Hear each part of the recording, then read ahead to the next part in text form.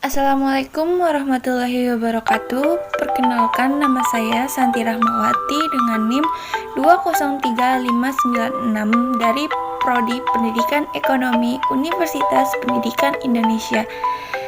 Tugas ini dibuat untuk memenuhi mata kuliah Pendidikan Pancasila dengan dosen pengampu Bapak Supriyono, SPD, MPD. Di sini saya akan membahas tentang sumber historis, yuridis, dan sosiologis Pancasila sebagai sistem etika, dinamika dan tantangan Pancasila sebagai sistem etika. Pada materi ini saya akan membahas tentang apa yang dimaksud dengan etika, seberapa penting Pancasila sebagai sistem etika, dan apa tantangan Pancasila sebagai sistem etika. Apa sih yang dimaksud dengan etika? Secara etimologis, etika berarti ilmu tentang segala sesuatu yang biasa dilakukan atau ilmu tentang adat kebiasaan. Dalam arti ini, etika berkaitan dengan kebiasaan hidup yang baik, tata hidup yang baik, baik pada diri seseorang maupun masyarakat.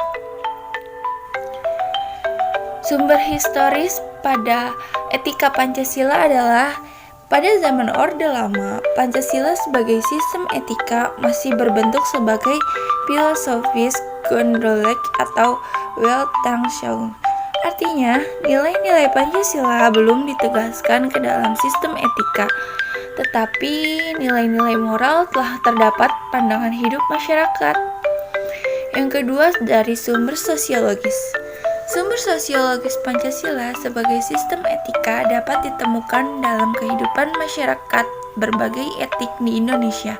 Misalnya, orang Minangkabau dalam hal bermusyawarah memakai prinsip bulat air oleh pembuluh, bulat kata oleh mufakat. Yang terakhir adalah sumber yuridis. Sumber yuridis Pancasila sebagai sistem etika terdapat dalam norma-norma dasar Gundrom sebagai sumber penyusunan berbagai peraturan perundang-undangan di Indonesia. Etika politik mengatur masalah perilaku politikus berhubungan dengan praktis intuisi sosial, hukum, komunitas, struktur-struktur sosial, politik, dan ekonomi.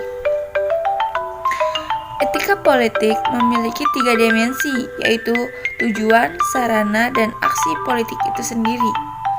Dimensi tujuan terumuskan dalam upaya mencapai kesejahteraan masyarakat dan hidup damai yang didasarkan pada kebebasan dan keadilan. Apa sih pentingnya Pancasila etika? Perlunya Pancasila sebagai sistem etika dalam kehidupan bermasyarakat, berbangsa, dan bernegara bertujuan untuk memberikan landasan etnik moral bagi seluruh komponen bangsa dan menjalankan kehidupan berbangsa dalam berbagai aspek, menentukan pokok-pokok etika kehidupan berbangsa, bernegara, dan bermasyarakat. Berikut ini adalah tantangan Pancasila sebagai sistem etika.